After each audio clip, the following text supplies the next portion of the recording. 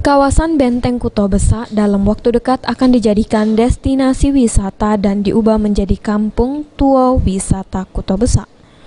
Di lokasi tersebut, wisatawan nantinya dapat menikmati berbagai fasilitas seperti homestay, melihat pengrajin songket, serta penataan lingkungan dan jalan di dalam kawasan BKB. Hal ini disampaikan Kepala Dinas Pariwisata Palembang Isnaini Madani. Menurutnya, lokasi lawang buratan BKB ini berada di sisi kanan Benteng Kuto Besak. Diharapkan nantinya di lokasi ini akan dipercantik agar wisatawan dapat semakin tertarik untuk berkunjung ke lokasi ini. Jadi destinasi wisata yang benar-benar akan kita jadikan destinasi wisata yang bisa dinikmati oleh orang, oleh turis, bisa masuk ke dalam, yang nantinya akan kita namakan Kampung Tua Wisata Benteng atau Kampung Tua Wisata Kuto Besak.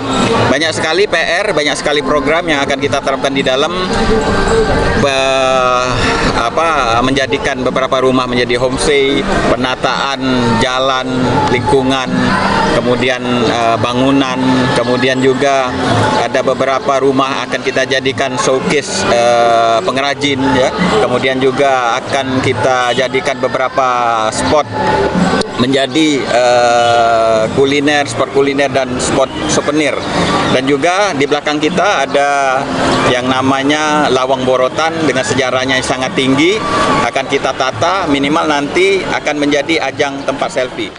Ikatan Alumni SMA 2 Puncak Sekuning Palembang menggelar diskusi tentang sejarah Perang 1819 bersama pelajar dan akademisi.